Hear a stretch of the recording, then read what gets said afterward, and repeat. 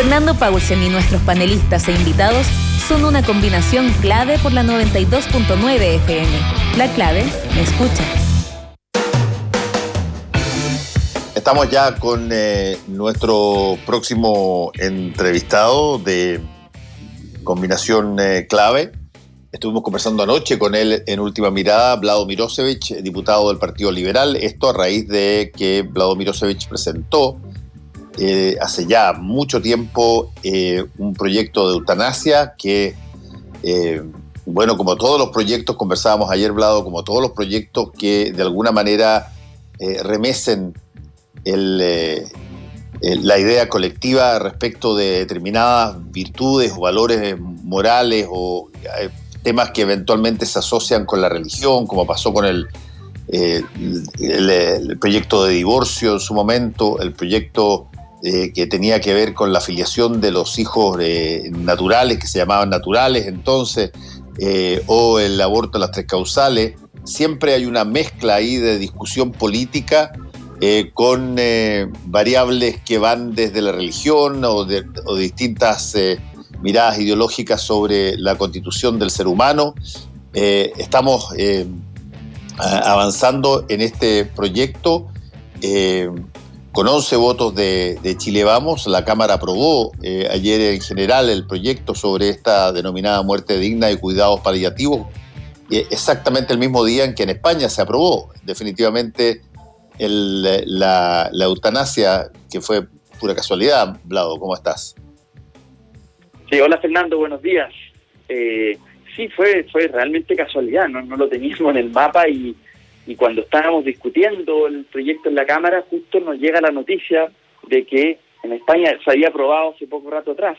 Y bueno, fue una coincidencia, buena coincidencia, que habla de la posibilidad que tiene Chile de ponerse a tono con un siglo XXI que reconoce ciertas libertades fundamentales. Esto se trata al final de un nuevo derecho, ¿no? Y claro, ha sido difícil la pelea, como tú bien decías en la introducción, porque ha habido un grupo que, claro, que en el fondo ha utilizado las leyes para imponer una creencia particular. Y en este caso es muy nítido eso, Fernando, porque la legislación actual te ofrece un solo camino, que es morir en la muerte natural, pero con todo el sufrimiento que eso puede traer en el camino, y frente a la cual el paciente no tiene otra opción que ser simplemente un héroe. O sea, eso es lo que te exige la legislación actual. No te ofrece un camino alternativo para poder, por ejemplo, morir con dignidad. Y entonces, bueno, esa pelea de temas valóricos, morales, como tú le llamaste, no ha sido fácil. Por eso es que el proyecto también se ha demorado tanto. ¿Cuándo lo presentaste tú, Vlado? Yo lo presenté cuando entré al Congreso. Fue el primero o segundo proyecto de ley que presenté. Esto fue el 2014. Estuvo durmiendo muchos años en la Comisión de Salud. Luego, el 2019, logramos que se pusiera en tabla. No fue fácil porque el gobierno intentó boicotear el proyecto. Y logramos finalmente que se aprobara el 2019, final del 2019. Se aprobó en la comisión, tanto en general como en particular. Y lamentablemente después de la pandemia, obviamente, este tema se suspendió su discusión. Y ayer logramos una mayoría, no menor, yo diría una mayoría histórica, porque nunca se había logrado votar algo así en la Cámara. Una mayoría a favor de las libertades, ¿no? Y del Estado laico al final. Ahora, ¿cómo entiendes tú que se haya producido eso, digamos? Porque los cambios en términos de la apreciación de determinados proyectos de ley que tienen que ver un poco con esta variable que se les da por nombre, de alguna manera, el menú o la agenda valórica, en general son muy resistentes a los cambios.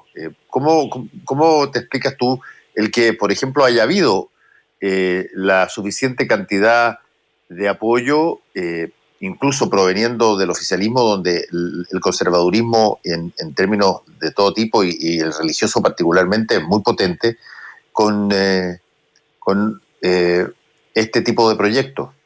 Sí, yo creo que cambió la sociedad, porque en 2014 cuando lo presentamos, me acuerdo, era un tema absolutamente tabú hablar de la muerte, y menos hablar de la posibilidad de asistir médicamente para morir. Y frente a eso, yo me acuerdo, me costó conseguir las firmas patrocinantes del proyecto. En ese momento, ese listado que apoyó, fueron diputados valientes en su momento, o sea, no, y diputadas también, que no, ahí está Maya Fernández, que fue la también impulsora de este proyecto, que estuvo acompañándonos en todo el camino. En ese momento me acuerdo que otros parlamentarios me dijeron abiertamente: estoy de acuerdo con tu idea, pero no la firmo porque eso me puede comprometer mi reelección. O sea, aquí el mundo conservador puede ser una reacción tan fuerte que puedo perder la elección. Y claro, entonces, y se acordaban de un ejemplo de Anselmo Zule, que aprovecho de hacerle un homenaje, que en los 90 presentó este debate. Él era senador por la región de O'Higgins. Presentó esta discusión en el Congreso, fue en el primer Congreso, y efectivamente perdió la reelección. Y muchos se lo atribuyen a este tema, porque el otro candidato competidor hizo una anticampaña muy fuerte por este tema en contra de él.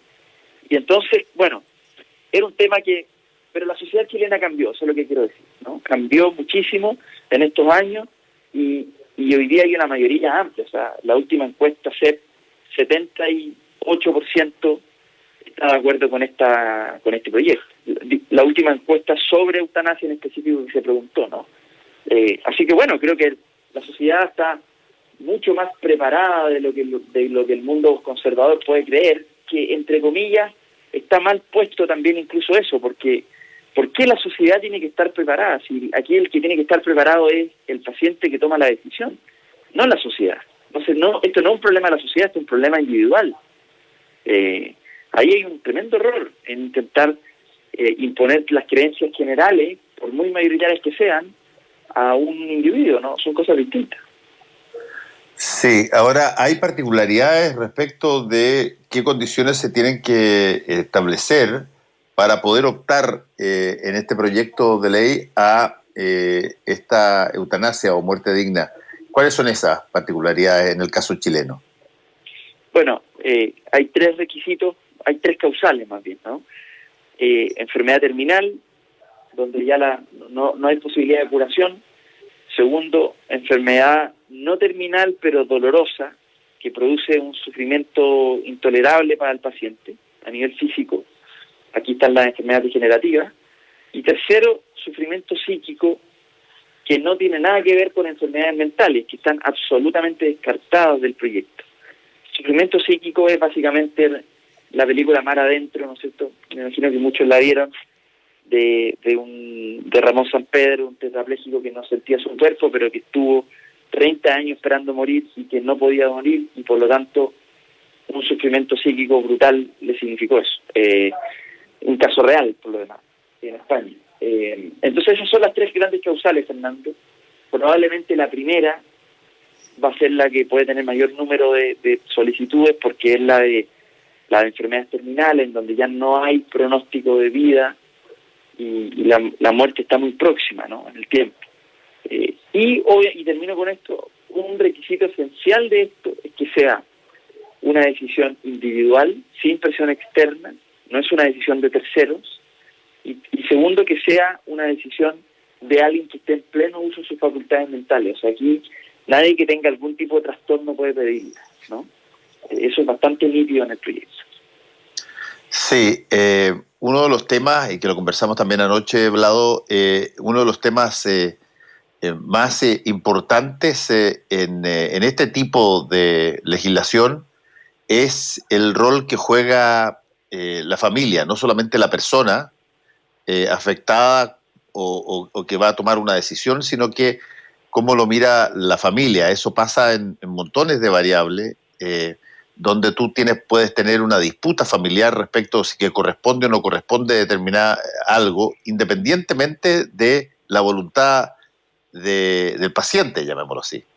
Pero hay una discusión al respecto, que es equivalente, si tú quieres, de alguna manera a la discusión que se ha planteado muchas veces cuando hay una disposición de la persona de donar sus órganos, pero la familia, cuando esa persona fallece, no está de acuerdo o titubea y se opone a eso. Bueno, ahí hay una resolución que normalmente termina en que no hay donación de órganos. ¿Cómo es en este caso la relación entre lo que la familia opine y lo que la persona en particular opine? Sí, una muy buena pregunta, porque lo discutimos mucho en la Comisión de Salud, lo discutimos antes de presentar el proyecto, incluso que era... La verdad es que esto se trata de una libertad individual, de una decisión muy íntima, y por lo tanto nos pareció que la familia no podía ser quien tomara la decisión, no puede ser parte de la... Puede ser parte de la decisión a nivel de discusión y debate, por supuesto, pero no puede ser quien tome jurídicamente la decisión, porque se abre también ahí en eso otro problema, y es que las fuerzas más conservadoras nos decían permanentemente que este era un proyecto en donde los hijos iban a poder deshacerse de sus padres, lo cual es completamente falso. Pero efectivamente podría prestarse para abusos si es que es un tercero el que decide por el paciente. Entonces aquí tiene que ser solo el paciente el que decida, y en el caso de que el paciente esté inhabilitado porque perdió la conciencia o porque está en un estado mental no adecuado para tomar la decisión, él puede dejar con anticipación se llama voluntad anticipada, ¿no? Una especie de testamento vital en donde yo puedo decir, si estoy en estas circunstancias médicas, estas son las instrucciones para mi equipo, para el equipo médico que me atienda. Y ahí los médicos se crea un registro nacional con esas voluntades anticipadas, y los médicos tienen que hacer consulta de hecho cada vez que estén frente a un paciente que no tenga conciencia, para ver si es que él dejó esto con anticipación. Eso es básicamente lo que nos hemos hecho cargo de aquellos que pueden estar inhabilitados de tomar la decisión en el momento de una enfermedad de este tipo, ¿no? Sí, y desde ese punto de vista, Vlado Mirosevic, ¿cuál es la experiencia comparada en otros países respecto de la legislación que ya existe ahí? ¿Esto pasa automáticamente a, por ejemplo, a que mucha gente opte por esta salida médica o salida legal, contrariamente a lo que se cree, no se produce una avalancha tal cual como cuando se ratificó y promulgó la ley de divorcio? No pasó que las personas se casaran para divorciarse, digamos. Sí, de hecho la ley de divorcio, a pesar de que los conservadores pronosticaban el término de la familia, no solo eso no pasó, sino que al revés, hubo incluso más matrimonios luego, una década después, más matrimonios que antes. Entonces es bastante paradójico. En este caso es muy similar, o sea, aquí los pacientes que finalmente solicitan, por lo menos en la experiencia de los países que tienen esta legislación, no es un porcentaje muy alto, no es un porcentaje muy alto, no es más del 10%, es bastante menos, depende del país, pero no es más del 10% en ningún caso, ¿no? Por lo tanto, de hecho en Holanda, depende del año también, pero son cifras bajas porque, puede tener distintas explicaciones, pero de partida en esos países, por ejemplo en el caso holandés, tú tienes que hacer la solicitud y el médico se toma su tiempo en la determinación, no es una cosa que sea inmediata, porque el médico tiene que cerciorarse de que tu voluntad ha sido sostenida en el tiempo. Y entonces, claro, no es producto de un pánico de un momento determinado, sino que es una decisión que tú tomaste. Y eso hace que se demoren, entonces cada solicitud se demora un tiempo, incluso algunas son rechazadas. Yo he conocido familias holandesas con las cuales he podido conversar en donde han sido rechazados de la solicitud, porque no fue una decisión, porque fue una decisión solo de un momento. Y de hecho después esa gente termina arrepintiéndose, diciendo no, yo prefiero los cuidados paliativos, o sea, por eso tiene que ser prolongada en el tiempo la decisión. Pero pero en general diría que no va a haber una avalancha de solicitudes, ni mucho menos, aunque si así fuera, Fernando, de nuevo, es una decisión individual, uno no puede juzgar una ley de este tipo por la cantidad de personas o no que la pueden solicitar. Uno la tiene que juzgar como un derecho, y el derecho cada cual verá si es que lo quiere ejercer o no, tendrá la libertad de ejercer o no este camino. Si el problema es con la legislación actual, que a mí me parece propio que es bastante tiránica una legislación así, que solo te obliga un camino, y el camino es sufrir, y el camino es usted tiene que ser un héroe. ¿Y por qué razón tengo que tener este sufrimiento innecesario? Bueno, no hay razones laicas para justificar una legislación de este tipo. Religiosa hay muchas, de por qué tienes que seguir hacia el camino de la muerte natural. De ese tipo hay muchas explicaciones, pero laicas, del derecho civil, del derecho penal, perdón, no. ¿Por qué vamos a perseguir a alguien que esté intentando hacer eso? ¿Por qué vamos a perseguir a quien colabore? No hay razón, verdaderamente. Sí, estamos conversando con el diputado del Partido Liberal, Vlado Mirosevic. Bueno, esto siguen los próximos trámites. ¿Cuáles son los trámites que vienen ahora, Vlado? Bueno, el proyecto tuvo una serie de indicaciones que se presentaron ayer, y entonces va a volver a la Comisión de Salud. El martes se vota en la Comisión de Salud, se inicia la discusión de nuevo, ya lo comprometió el presidente de la comisión, el diputado Celis, y entonces debiésemos estar votando esto de nuevo en la sala la segunda semana de enero, a todo reventar. Y ahí ya sería despachado el Senado. Y ahí en el Senado, bueno, ya estamos haciendo las conversaciones con algunos senadores y senadoras para que apoyen el proyecto y que avance. Pero creo que ya dentro de enero debiese estar despachado la Cámara completamente. Vlado, quiero llevarte a otro tema que te involucra. Tu partido, el Partido Liberal, se salió del Frente Amplio inmediatamente después que, y puede ser una casualidad, o tú me lo dirás, que dos diputados de Revolución Democrática también renunciaron al partido. ¿Qué es lo que está pasando ahí? ¿Cómo ves tú y por qué un partido como el tuyo, el Partido Liberal, decide tomar distancia de lo que fue de lo que es el Frente Amplio, y que en gran medida, y tú lo habrás escuchado muchas veces, ustedes eran una de las puntas para explicar la vastedad de posiciones que había dentro del Frente Amplio? Se decía, bueno, nosotros tenemos desde el Partido Liberal hasta Revolución Democrática, digamos. Y claro, y ahora no se va a poder decir desde el Partido Liberal hasta Revolución Democrática, perdieron uno de los extremos, digamos. ¿Cómo se entiende eso? Sí.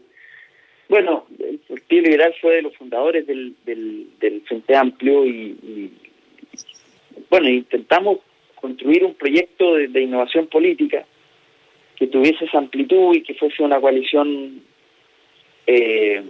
diversa, con ciertos acuerdos básicos, pero la diferencia que hemos tenido hoy, y por eso hemos salido del Frente Amplio, y también los dos diputados de RD, es que, y un diputado de Comunes, de UNIR, que también renunció la semana pasada, nosotros pensamos de que este momento histórico requiere la máxima unidad posible en el proceso constituyente, y no es posible que por el Frente Amplio, no solo por el Frente Amplio, hay otras fuerzas que también están en la misma, pero haya división de la oposición.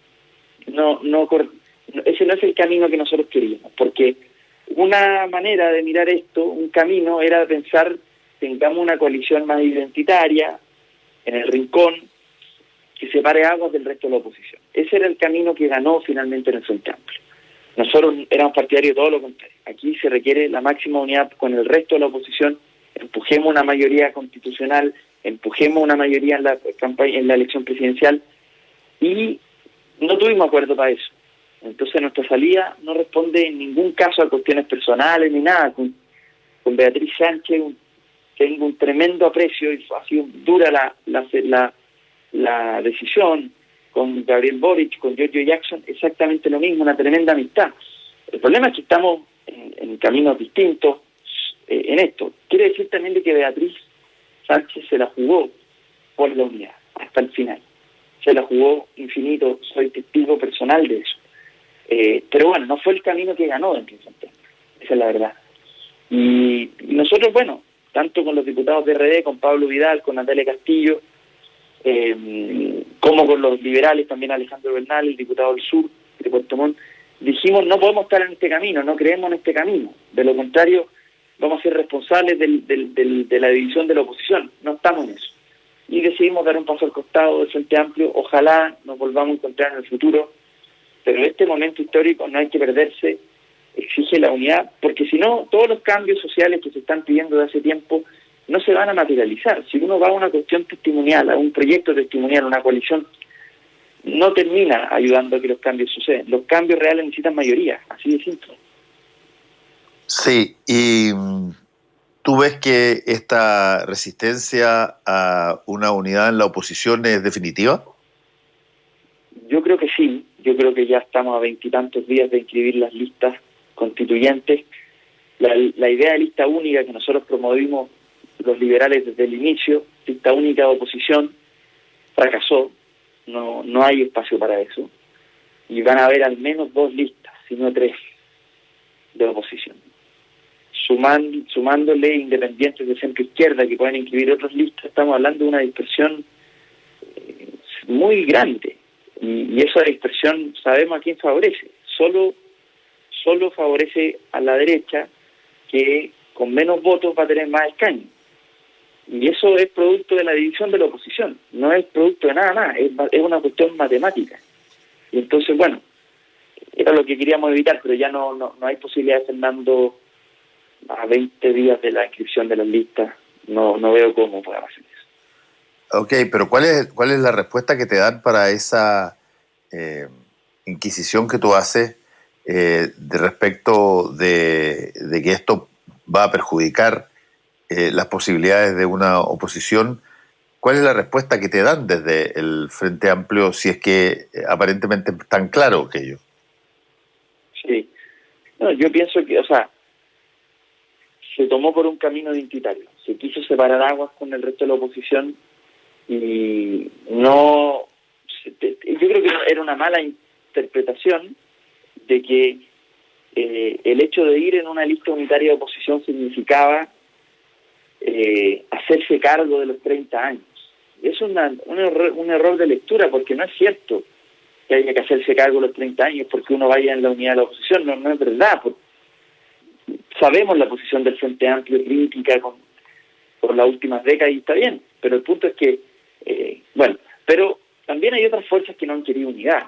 O sea, aquí desde la democracia cristiana no ha querido unidad, el Partido Comunista tampoco ha querido unidad. Esa es la verdad, prefieren sus caminos propios, identitarios, que reafirmen sus posiciones, no que construyan los mínimos comunes. Esa es la verdad, no es solo responsabilidad del Frente Amplio para ser justo. Y desde ese punto de vista, ¿los liberales qué hacen ahora? Bueno, dentro de los próximos días vamos a lanzar un nuevo referente con los ex diputados de Revolución Democrática, con independientes, donde algunos de ellos van a ser candidatos a la constituyente, como ya hemos anunciado, Agustín Esquella, Rosabetti Muñoz, premio Altazor también de Chiloé, Patricio Fernández, el ex director del The Clinic, Francisca Solar, escritora. Bueno, hay varios, con varios de ellos vamos a lanzar un referente que probablemente va a estar en el espacio, culturalmente hablando, en el espacio intermedio entre el Frente Amplio y su promesa de renovación y la ex nueva mayoría y su capacidad de gobierno, ¿no? Creo que esas son esas dos cosas que hay que confluir, la renovación, pero también la capacidad de gobierno.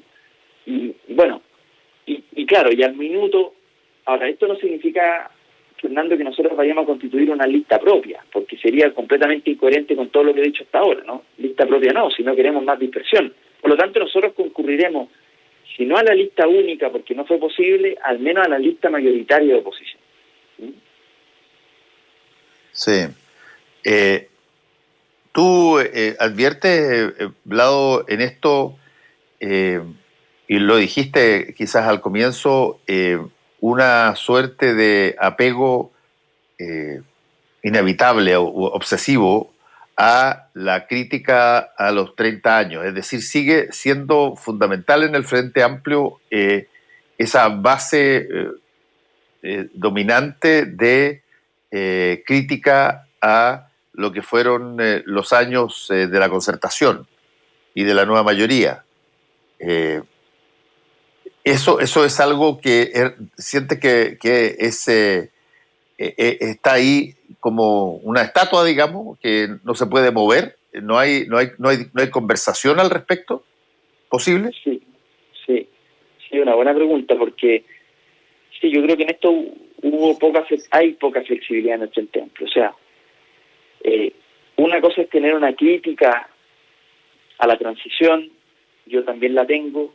Una cosa es creer de que las cosas se pudieron haber hecho mejor, de que la orientación quizás neoliberal de algunas políticas no las compartimos, y que hay que dar un giro hacia un Estado, hacia una sociedad de mayor bienestar, de garantizar ciertos derechos sociales, lo cual no significa en ningún caso renunciar a esta idea de libre competencia en la economía, ¿no es cierto? No son contradictorios para nada, pero claro, una cosa es creer en eso, yo lo creo, pero no podemos tampoco estar solo pegados en los 30 años sin avanzar hacia lo que la gente nos está exigiendo que avancemos. La gente quiere cambios reales, y esos cambios reales no se producen solos, no se van a hacer solo desde el Frente Amplio, se producen cuando haya mayoría, y para eso se requiere el resto de la oposición.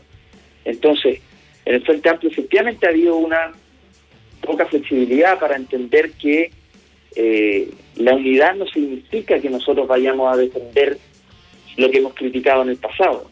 No se trata de eso. Cada uno en la oposición puede tener su visión distinta, y claro que la tenemos, pero nosotros decíamos unidad en la diversidad. Y no fue la idea que ganó. Ganó más bien esta idea identitaria de decir yo no puedo sacarme la foto con ellos, no puedo estar ahí, y se acabó. Y si es que eso decapita la unidad bueno, será. Entonces no me parece responsable con el momento histórico que estemos en ese tipo de posiciones, porque la crítica de los 30 años la tenemos y la vamos a seguir teniendo. Pero hoy día se requiere unidad, y listo. No hay mucho más que discutir, a mi juicio. Nadie va a ir a dejar de decir lo que siempre hemos dicho por estar en una lista de unidad. Nadie va a creer de que el Frente Amplio es igual a la democracia cristiana. Obvio que no. Eso ya todo el mundo lo sabe. ¿Quién podría tener ese temor? Pero bueno, ese es el problema cuando la política es más bien identitaria versus la política de cambios reales. El Partido Liberal está parado en los cambios reales. Nosotros queremos, y eutanasia es un ejemplo, Fernando, lo que hablábamos recién. Sin unidad de la oposición esto no era posible. Sí. Esa es la verdad. Vlado Mirosevich, diputado del Partido Liberal, muchas gracias por este contacto con Combinación Clave. Que te vaya muy bien. Bien, Fernando, un abrazo, muchas gracias. Chao. Volvemos con Combinación Clave. La clave me escucha.